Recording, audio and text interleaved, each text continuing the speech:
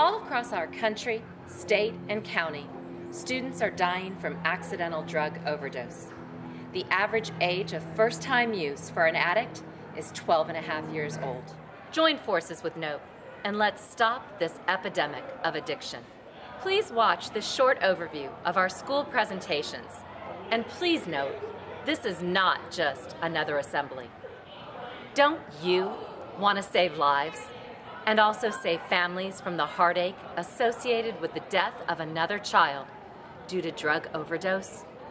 Then call NOPE, the Narcotics Overdose Prevention and Education Task Force of Hillsborough County, to schedule your school's 1-hour presentation. Thank you for allowing NOPE to help raise the awareness of drug overdose. Good morning, my name is Beth Butler, and I am a member of the Narcotics Overdose Prevention and Education Task Force, better known as NOPE. I stand before you as a proud member of the NOPE Task Force team. I'm also a proud parent of an 18-year-old daughter, 20-year-old son. 26 years ago, I was blessed to have one child. She was the light of my life. From the moment she was born, I sang that song to her, "You Are My Sunshine," and that was always our song. This morning we're going to stress 3 important topics. We're going to talk about addiction.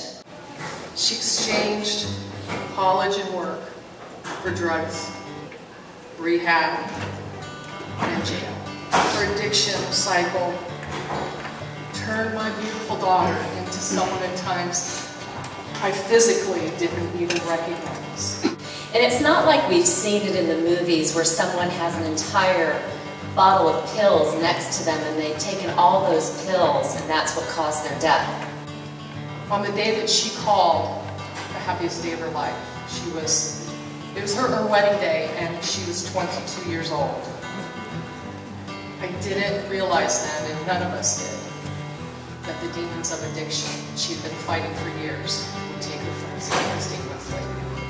How important it is for you to be the hero and tell someone that can help if you know of someone using drugs or alcohol. So making the call, the importance of dialing 911. We're here to share our very personal stories. I never dreamed back then that I'd have to live my life the way I do today.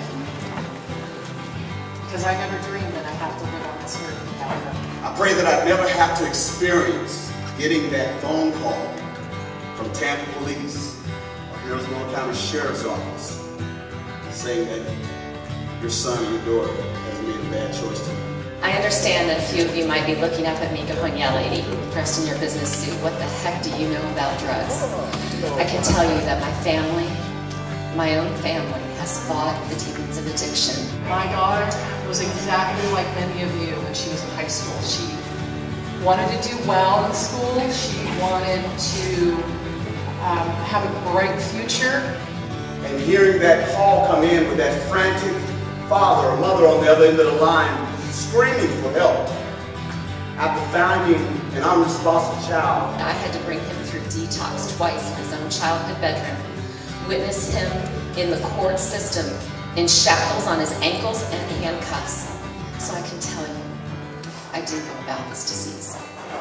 I walked into that store knowing that she was there because her car was out front, and I hoped that she was going to be filling out a job application and I was going to find her in there shopping.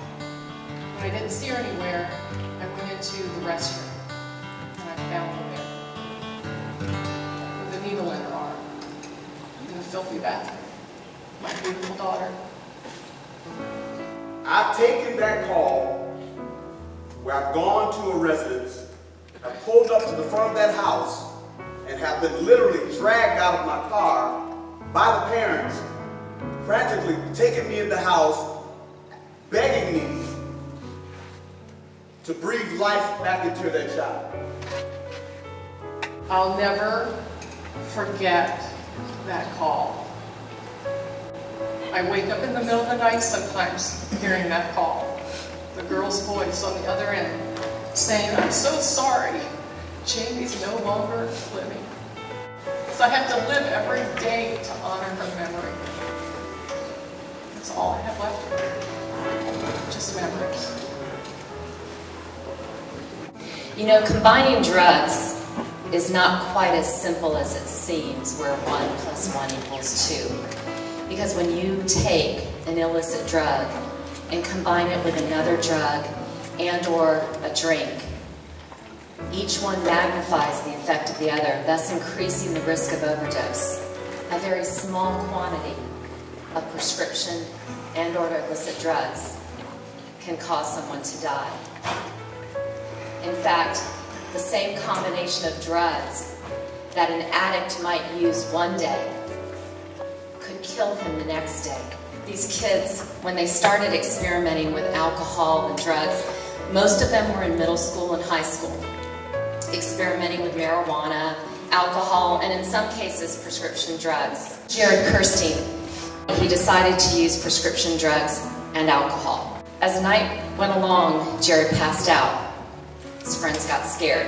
Jared began to exhibit some of the signs of overdose, but the friend did not want to call 911. He didn't want to get in trouble. So when he went in the next morning to wake Jared up, Jared was already dead. Jesse and Dustin Leonard. Dustin came home one day from work to find his brother dead on the kitchen floor from prescription drug overdose.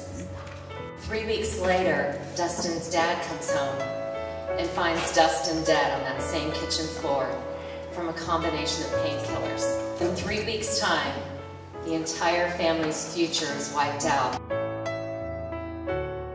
Addiction runs in families.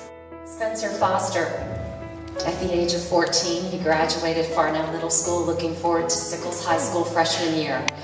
However, over the summer, he was found dead at his father's home from a combination of prescription drugs and alcohol. He never made it to his freshman year at Sickles. Joshua Huston, he went out one night with his mom, celebrating her birthday. When they got back from having dinner together, he went into his mom's bedroom later and kissed her goodnight and said, "Happy birthday, Mom, I love you." The next morning, she went in to wake him up for school like she often did, but something was different that morning. Joshua had died on his mom's birthday from a combination of prescription drugs, and here's the sad part of this story. He had called a friend of his that night telling him he was experimenting with prescription drugs and he wasn't feeling well. And the friend did not tell anybody. It was a missed opportunity to make a call and save a friend's life. Alan Hoffman and Stephen Drexler, ages 16 and 17, decided to go to their school's homecoming dance. And while they were there, a young lady distributed 21 pills to 21 students that night, including Alan and Stephen. 21 students went home sick from that dance that evening. Alan went over to Stephen's house to spend the night, and when the mom went into the bedroom the next morning to wake the boys up for a school activity, they were both dead. The young lady who distributed those 21 pills is now serving an 8-year prison sentence for second-degree manslaughter. Colby Crutchfield, only 13 years old. And I can imagine some of you might have a sibling or a little niece or nephew that's around that middle school age. Colby had a buddy whose dad was diagnosed with terminal cancer, and as you can imagine, that father was on some pretty heavy medications near the end of his life. And when the dad passed away, the home health care nurses failed to come into the house and dispose of those prescription pills in the proper manner. So Colby and the father's son, along with 2 other boys, decide one day, hey, let's take these and get high. They're prescription, they should be safe to use. One of the 4 boys fought for his life for 3 weeks in the hospital, but he pulled through. He has severe kidney damage to this day, but he is alive. And as I'm sure you've gathered by now, because Colby's picture is up here, he didn't make it. His father found him dead in his childhood bedroom the next morning. And rumor has it was his first time to ever try a drug. So life is about choices. Your choices are not always all about you. It was unlike anything I've ever been to for a school assembly. My prayer for each and every one in this room is that addiction never touches you. I pray that every one of you will think twice and you'll make good choices. The note presentation was very, very powerful. It's very real. It's not sugar-coated. There are consequences for every action that we take. It made people stop and listen and cry. The choices that you make have an everlasting consequence on those you love and those who love you. These kids need to see this. This will definitely save a life. The one and only time you chose to get high on drugs might be your last. Not only students, but parents, teachers, administrators. One time can kill. As a principal, you should definitely consider seeing the NO program and letting your students experience it. It's our prayer and hope that you make all good choices. And I looked over at her and she was staring out the window. Tears were running down her face. She looked at me and she said, if I could just go back and do it all over again. Well, I wish I could. I know I can't. But if I could, I would make different choices. It made it all real, and in high school, that's the best thing that you can do for kids. And that's why it's so important for you to step up, be the hero, and tell someone if you're concerned about a friend or family member's drug use or alcohol use.